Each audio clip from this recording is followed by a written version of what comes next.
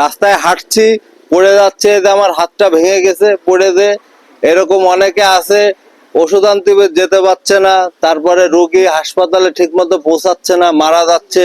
দর্শক, নোয়াখালী, ফেনী, কুমিল্লার যে ভয়াবহ বন্যা, এই বন্যায় হয়তো যেতে পারিনি, কিন্তু এই মুহূর্তে আমি অবস্থান করছি যশোর শহর পৌরসভার 9 নম্বর ওয়ার্ডের একটি অবাঞ্ছিত অবহেলিত একটি রোডে। তো দেখতে পাচ্ছেন সামান্যতম বৃষ্টিতেই কিন্তু হাঁটু পর্যন্ত পানি। এখানে পানি নিষ্কাশনের সুব্যবস্থা কিন্তু নাই। সাধারণ জনগণের কিন্তু ভোগান্তি। এখানে অসংখ্য বসতবাড়ি আছেন, অসংখ্য সাধারণ জনগণ আছেন। তো দেখতে পাচ্ছেন আপনারা যে একটু সামান্যতম বৃষ্টিতেই কিন্তু এই সড়কের বেহাল দশা। তো এখানে কিন্তু দেখার মতো কেউ নাই যে একটু পানি নিষ্কাশনের যে ব্যবস্থা, সুব্যবস্থা, সে সুব্যবস্থা কিন্তু নাই। বিগত 15 থেকে 17 বছর পর্যন্ত এই রোডের কিন্তু কোনো সংস্কারের কিন্তু কোনো ব্যবস্থাই কিন্তু নেন নাই। এলাকারবাসী কিন্তু এমনটাই অভিযোগ করছেন। আমরা দীর্ঘ 25-30 বছর এখানে বসবাস করি। আমাদের এই রাস্তা কোনো চেয়ারম্যান মেম্বার কেউ কোনোদিন দেখিনি।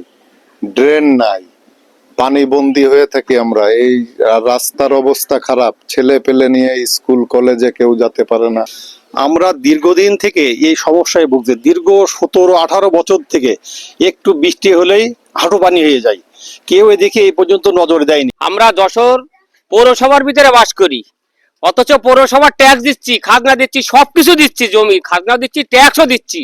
এই ট্যাক্স দিয়ে আমাদের উপকারটা কি? সেটা হচ্ছে কি, আমরা এই যে 9 নম্বর ওয়ার্ডে বাস করি, 9 নম্বর ওয়ার্ডে আজ পর্যন্ত এই রোডটাই আমাদের নিজে সংস্কার করে নিতে হয়, অথচ এই পানি বেরোনোর টাকাও আমাকে দিয়ে সংস্কার করতে হয়েছে।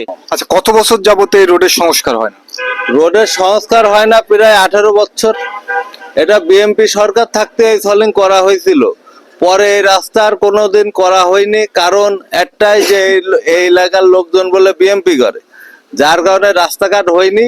সেটা আমার ব্যাপার না, আমরা সবাই ভাই ভাই, আমরা কোনো দল করি না। কিন্তু বিষয় হচ্ছে রাস্তা তো কোনো দোষ করিনি, এখানে রাস্তাটা করা উচিত ছিল। কিন্তু সেক্ষেত্রে কি দলীয় ভাবে এটা ভাগ হয়ে গেছে, এটা বিএনপির লোকজন, যার কারণে এখানে রাস্তাঘাট আমরা এখনো পর্যন্ত পাইনি।